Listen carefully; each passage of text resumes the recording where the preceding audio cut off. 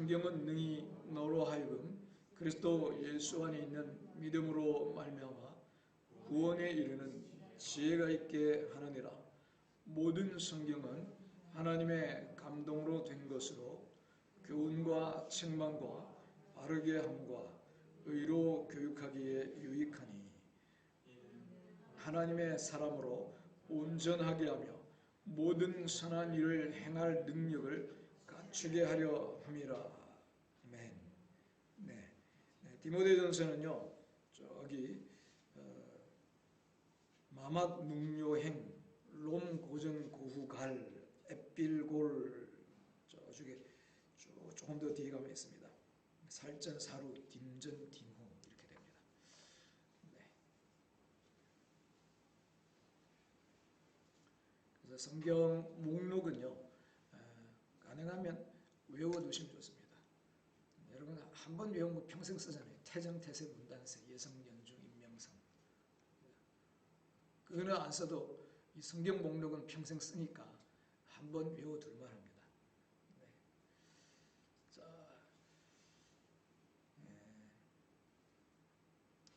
앞뒤 한번 보면서 축복하겠습니다. 하나님 말씀이 능력입니다. 네. 여러분 말씀 잘 들어야 믿음이 들어갑니다. 목사님이 주일학교 때 아이들에게 설교를 했는데요. 질문을 했습니다. 한참 하다가 여리고성은 누가 무너뜨렸죠? 하니까 어떤 학생이 제가 안 그랬는데요. 그랬습니다. 그랬더니 옆에 있던 선생님이요. 걔는 절대로 거짓말할 애가 아니에요. 목사님이 좀 당황을 하셔가지고 나중에 당회에 오셔가지고 이 이야기를 했습니다. 그래서 그 주일학교 부장 장로님이 뭐라고 하냐면 어떤 놈인지 반드시 잡아내겠습니다. 당회에서 또 그렇게 얘기합니다. 장로님들이 모여가지고 회의하면서요. 에이 까짓 거 우리가 물어줍시다. 여리고 성을 누가 무너뜨렸는지 아무도 모른다는 겁니다.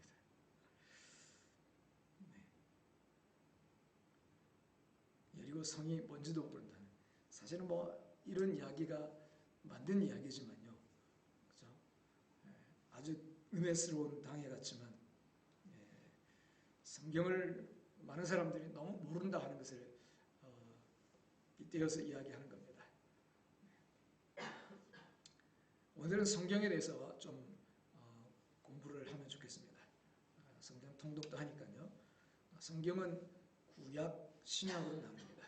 구약, 신약. 그래서 구약을 옛 언약, 신약을 새 언약이라고 합니다. 옛 언약, 새 언약. 근데 이단은요, 구약, 신약만 있는 게 아니고 성약이 있다 이렇게 얘기를 합니다. 성약. 그러니까 구약, 신약 외에 뭔가 또 다른 게 있다라고 얘기를 하는 거죠.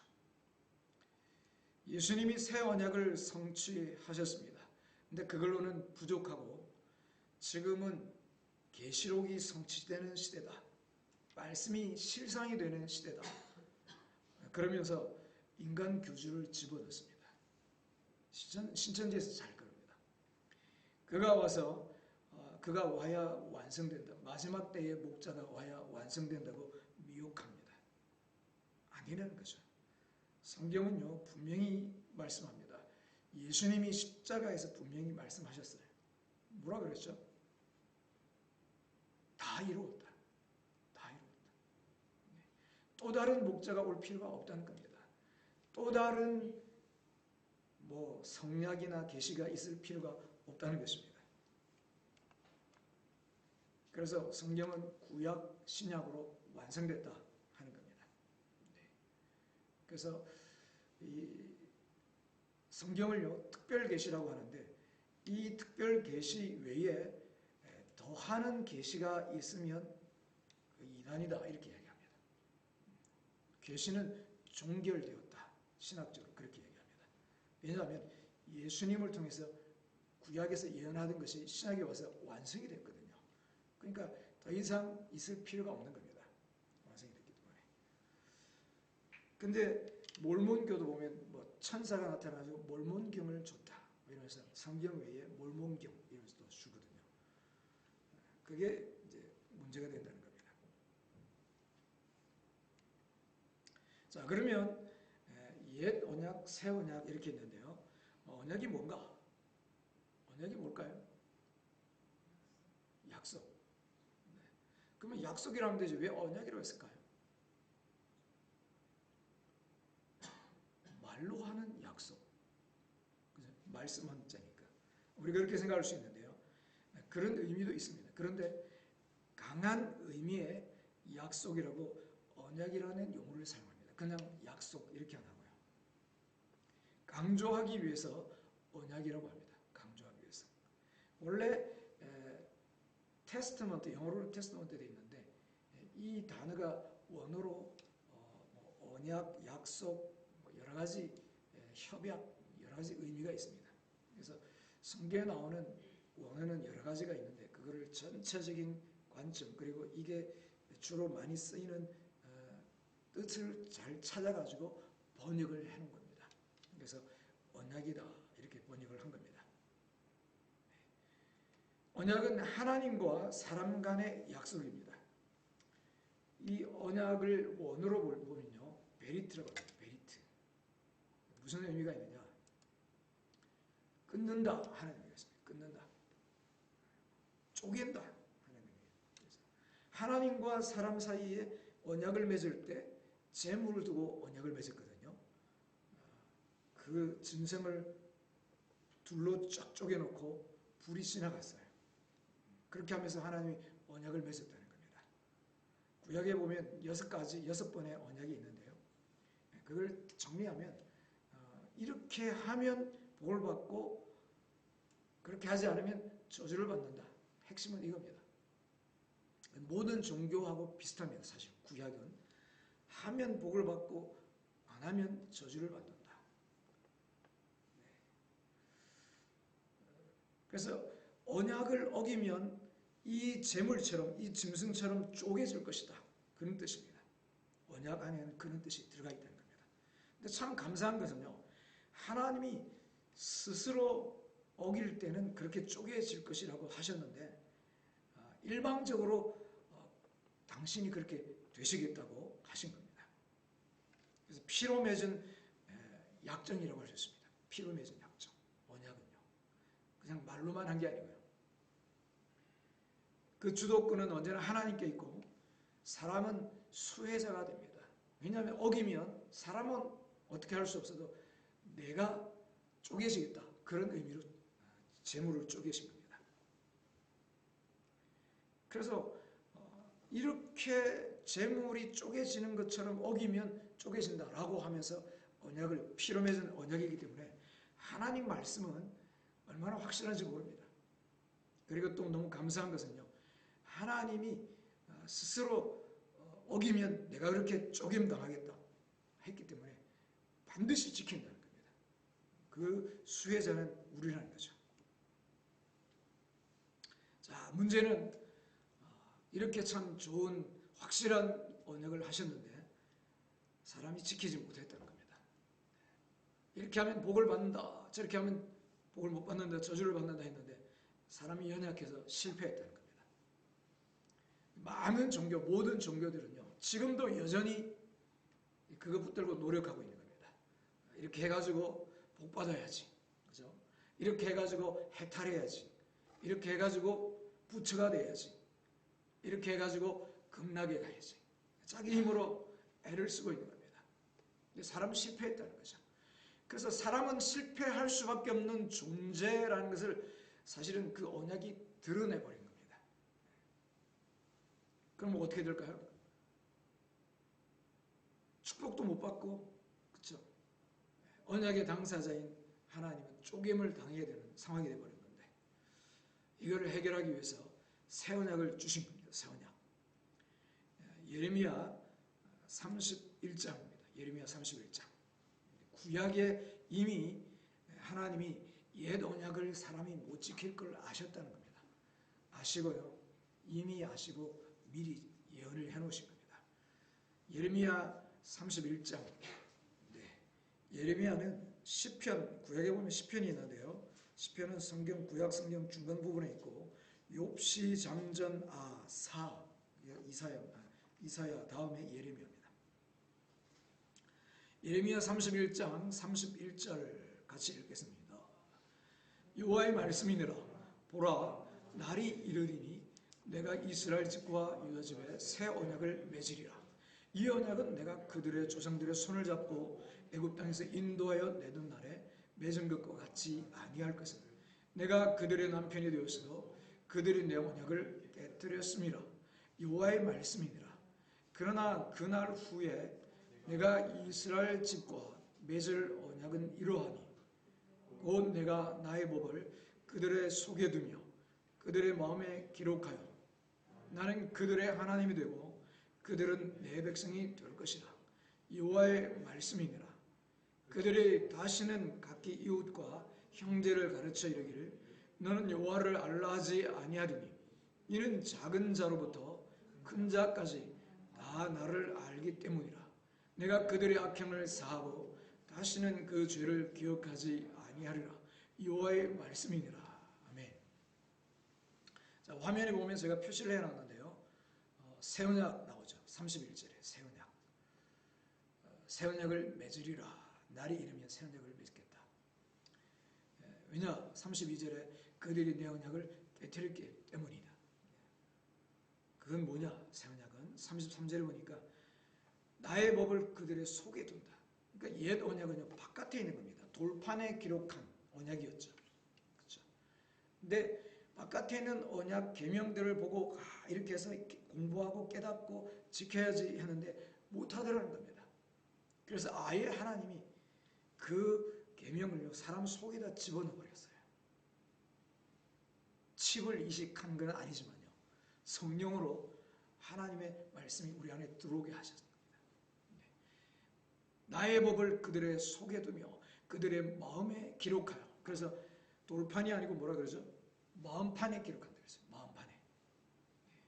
그래서 그전에는요, 돌판에 있는 걸 딱 보니까 이렇게 해야 복을 받는데 하기는 싫고 하긴 해야 될 것 같고 그랬는데 마음판에 딱 새겨주니까요, 하라 안 해도 하고 싶은 마음이 생기는 겁니다. 여러분, 이게 옛 언약과 새 언약의 차이인 겁니다. 새 마음을 주신 거죠. 그래서 예수님을 믿는 새 언약을 받은 백성, 신약의 백성들은요, 마음의 할례를 받게 되어서 그냥 하라 안 해도 하고 싶어지는 거고요. 진짜 성령 받으면 기도하고 싶어지고 예배하고 싶어지고 말씀을 듣고 싶어지고 또 행하고 싶어진다 하는 겁니다. 할렐루야. 그리고 또 중요한 것은요, 34절에 보니까 내가 그들의 악행을 사하고 다시는 그 죄를 기억하지 아니하리라. 죄사함, 구원을 주신다 하는 말씀입니다. 이 새 언약은 예수님을 통해 성취됐죠. 누가복음 22장 20절입니다. 읽겠습니다. 이 자는 내 피로 세우는 새 언약이니 곧 너희를 위하여 붓는 것이라. 네.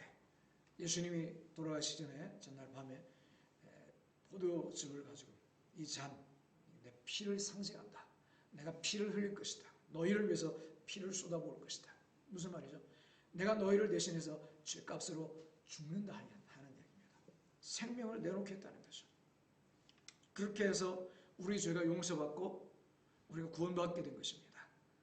그리고 하나님이 우리 안에 들어올 수 있게 된 것이죠. 이게 바로 새 언약이 된 것입니다.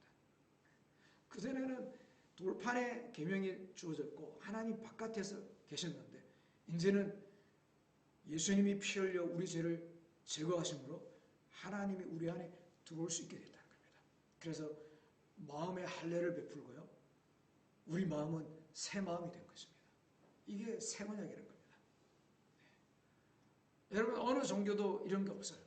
모든 종교는 다 돌판 내지 종이 바깥에다 기록한 계명을 가지고 공부하고 내가 깨닫고 하기는 싫은데 이렇게 안 하면 어비 또는 애기 끼어 이러면서 지키려고 애를 쓴다는 겁니다. 그러나 새 언약, 예수님을 통해서 우리에게 주신 복음은요, 내가 이루었다 하는 겁니다. 다 이루었다. 내가 너희를 대신해서 죄값을 치렀고 내가 부활해서 너희 안에 들어가서 하나님 뜻을 가지고 순종할 수 있는 마음을 주겠다. 그게 바로 새 언약이라는 겁니다. 할렐루야. 새 언약과 옛 언약의 차이를 아시겠죠? 그래서 예수 그리스도를 믿는 자마다 죄사함 받고 구원을 받는다. 예수님이 다 이루어주시고 믿기만 하면 된다 하는 것입니다. 얼마나 감사한지 모릅니다. 자, 그것을 성경이 말하고 있는데요. 자, 그렇다면 우리가 가지고 있는 것이 하나님의 말씀인지 어떻게 알 수 있을까? 우리가 갖고 있는 성경이 진짜 하나님의 말씀이냐? 어떻게 알 수 있냐? 성경의 신뢰성에 대해서 좀 생각해 보겠습니다. 성경이 진짜 믿을 만한 하나님 말씀이냐? 어떻게 알 수 있느냐? 크게 네 가지를 볼 수 있습니다. 첫 번째 뭐죠? 한번 읽어볼까요? 첫 번째. 네, 좀 더 크게 읽어보겠습니다. 시작. 네, 사본이 뭐죠? 사본. 네? 복사본. 맞아요. 복사본이에요. 복사본. 옛날에는 프린트가 없고 복사기가 없으니까 뭘로 복사했을까요? 손으로 했습니다. 손으로. 일일이 손으로 다 썼다는 거예요. 그 사람들을 뭐라 했냐면 서기관이다. 그렇게 얘기합니다. 성경에 보면 서기관. 성경은요. 인류 역사상 가장 많이 보존되고 전해진 문서입니다. 사본이 제일 많다는 겁니다. 고대 유명한 책들, 뭐 예를 들어 불경 그러면 또 그것도 사본이 있을 거 아니에요. 그렇죠? 처음 쓴 책.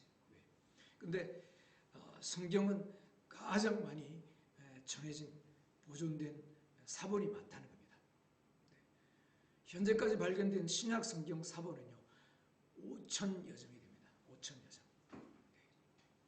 지금 우리가 갖고 있는 이런 여기 막 프린트기에 갖고 쭉 해놓은 거 말고요. 그래서 그 중에서 가장 오래된 사본은요. 125년 전에 기록된 것인데 굉장히 오래전 거죠. 고대 문헌 중에서 가장 많은 사본이 남아있다 하는 것을 의미한다는 겁니다. 그만큼 성경의 원본에 대한 신뢰성이 있다는 거죠. 그러니까 이게 진짜고 좋은 책이다 하면요. 사람들이 많이 필사를 했다는 겁니다. 그렇죠? 의미 없고 가치 없는 책을 뭐하러 힘들어가지고 지금처럼 그냥 쭉 복사하는 것도 아니고 그렇죠?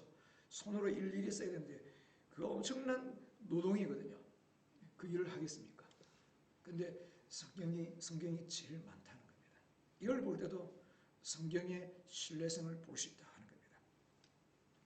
또 그 사본의 정확성도 매우 뛰어난 것으로 평가됩니다. 예를 들어 신약 성경의 경우 현재 우리가 갖고 있는 사본은 원본과 비교할 때 약 99.9%의 일치성을 보인다고 합니다.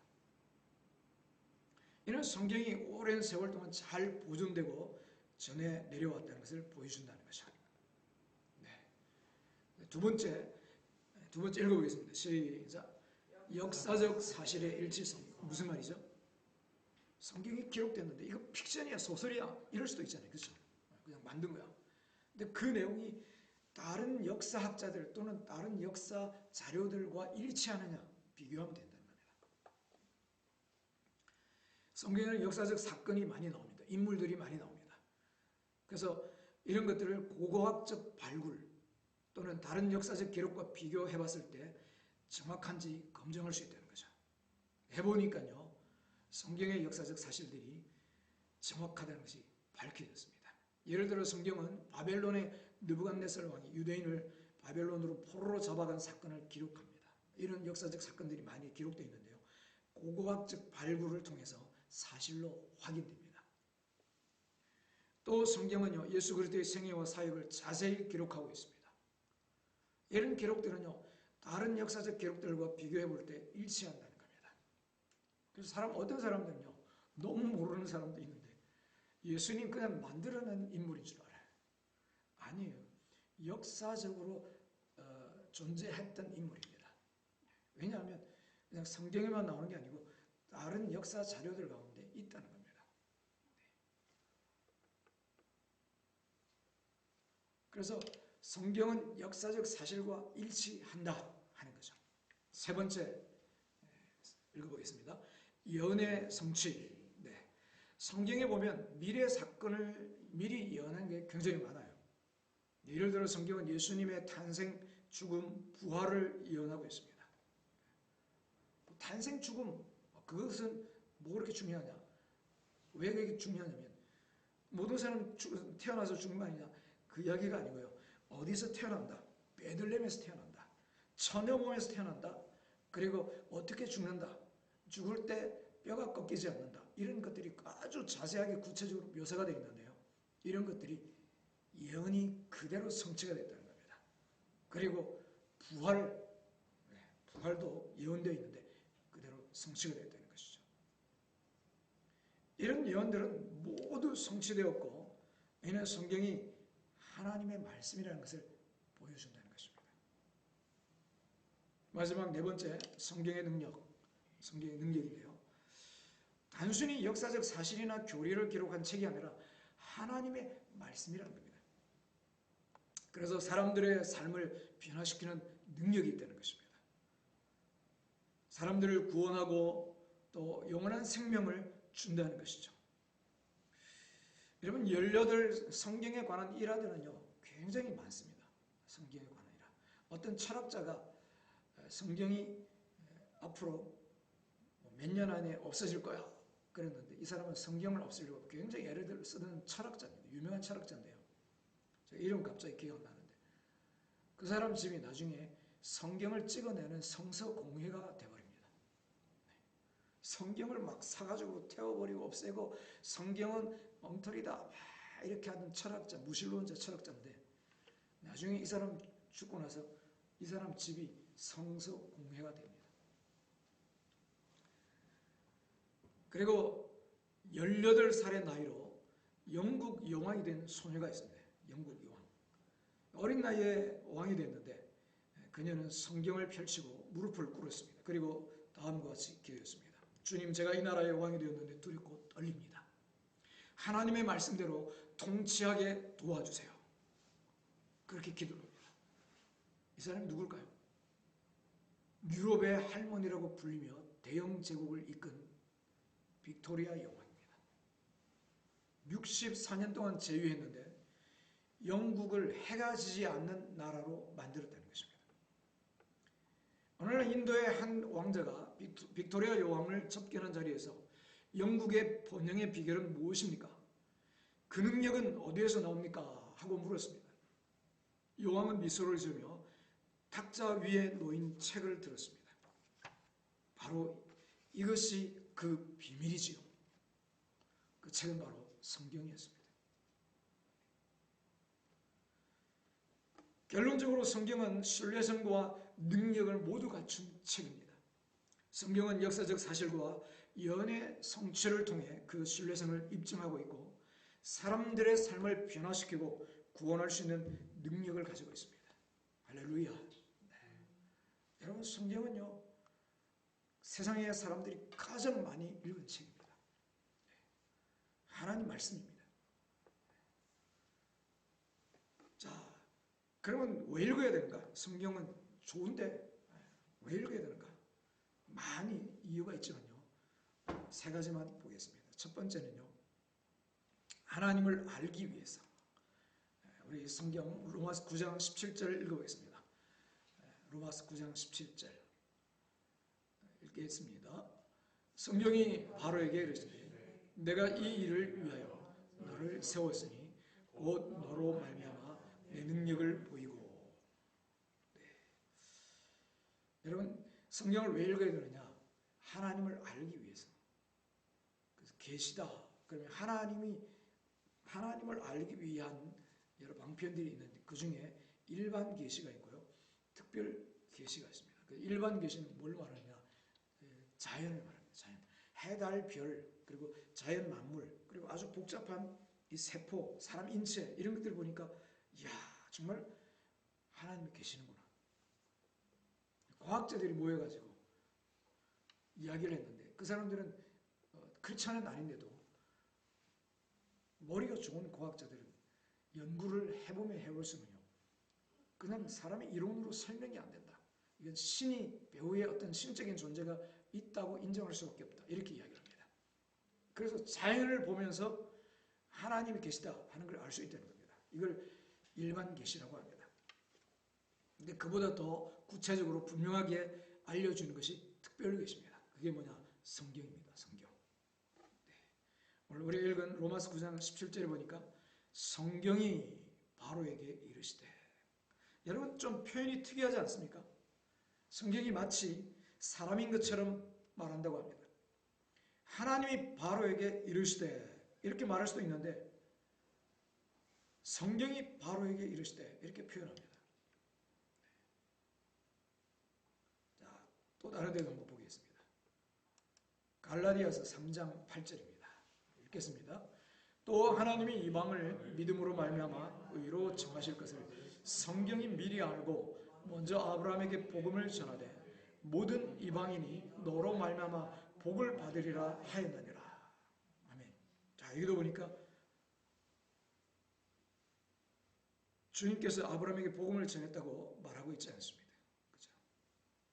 성경이 미리 알고 아브라함에게 복음을 전하되, 그죠?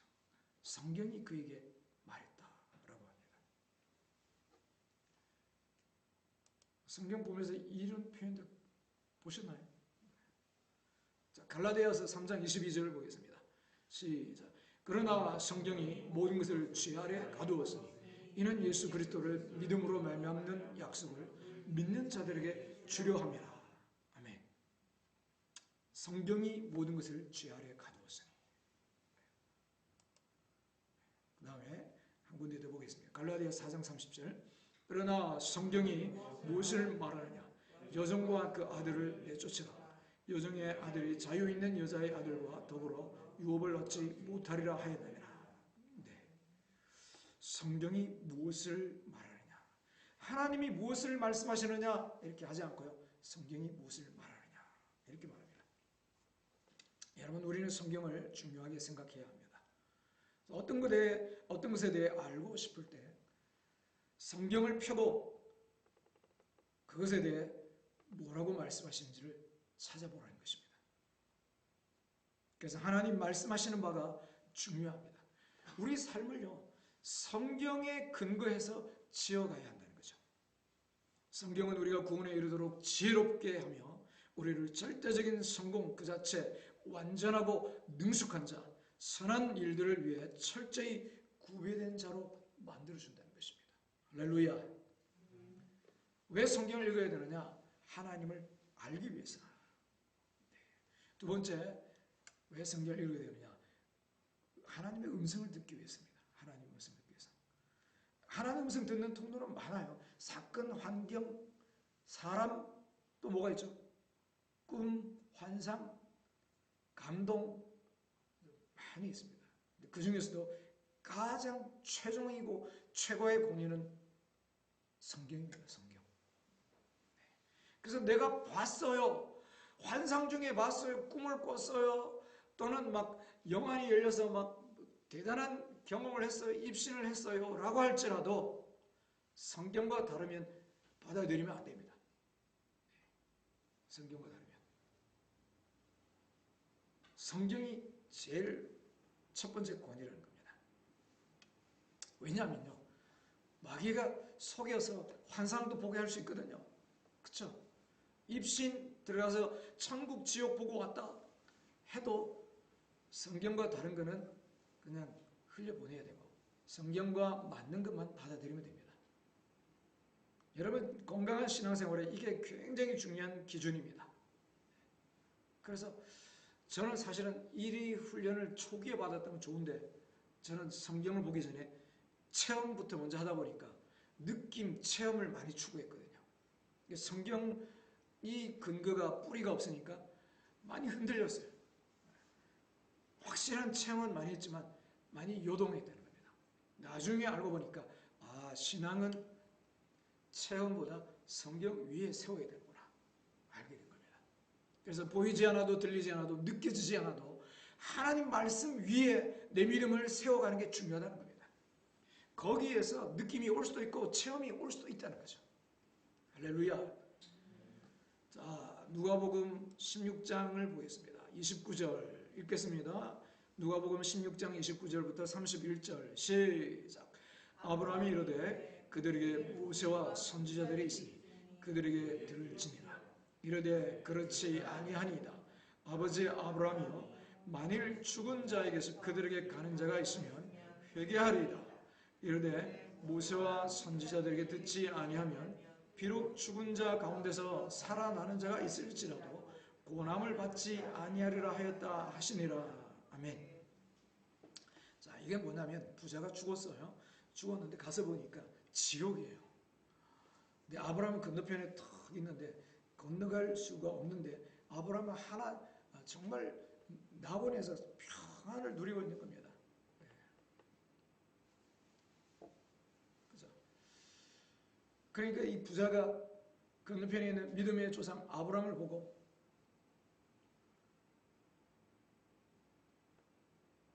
죽은 자들 가운데서 누구를 좀 보내주세요.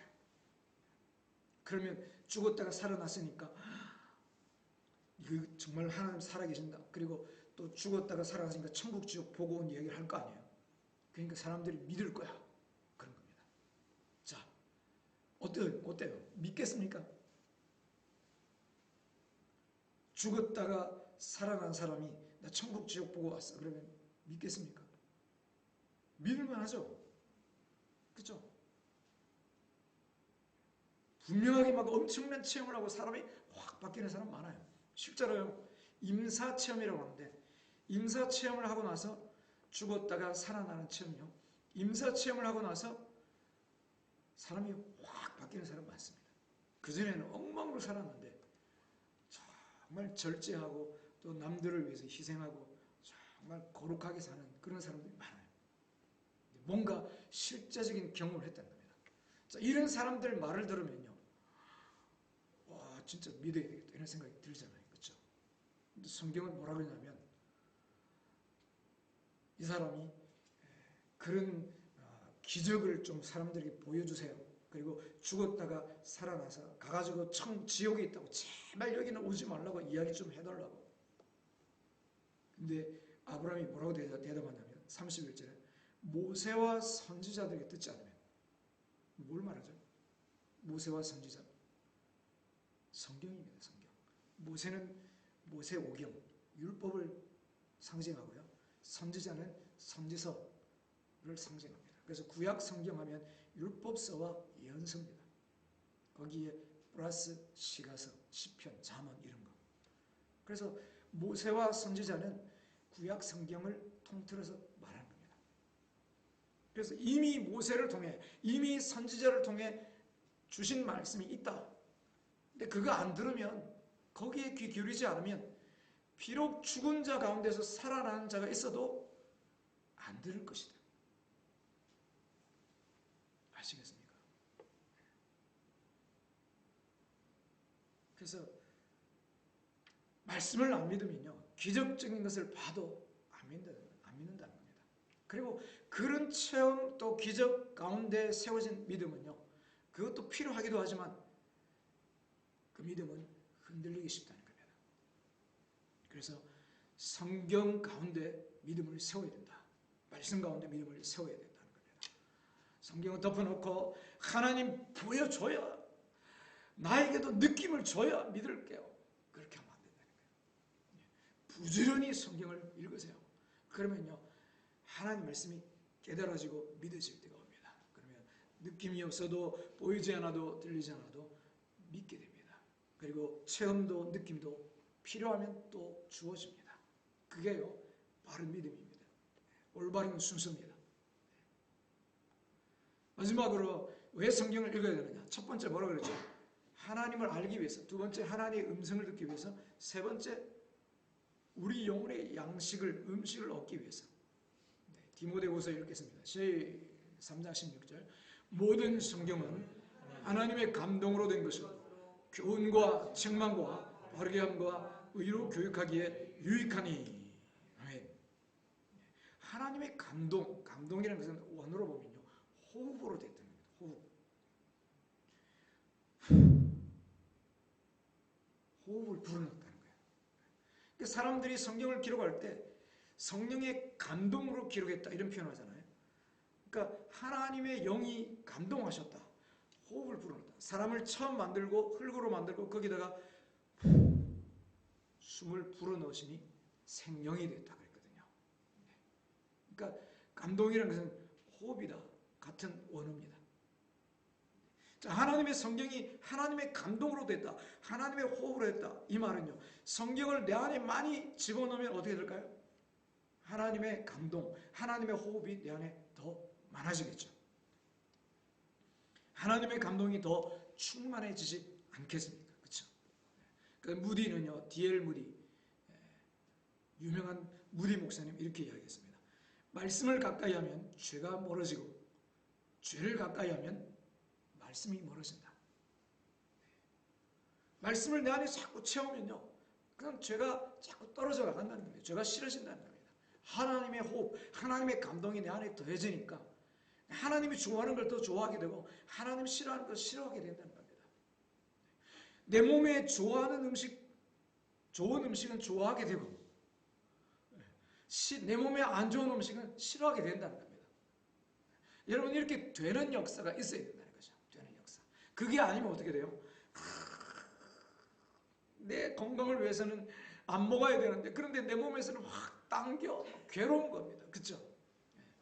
하나님이 기뻐하는 것을 알고 머리로는 아는데 이렇게 해야 되는데 근데 내 안에서는요 하나님 기뻐하는 것보다 하나님 미워하는 걸 더 좋아해.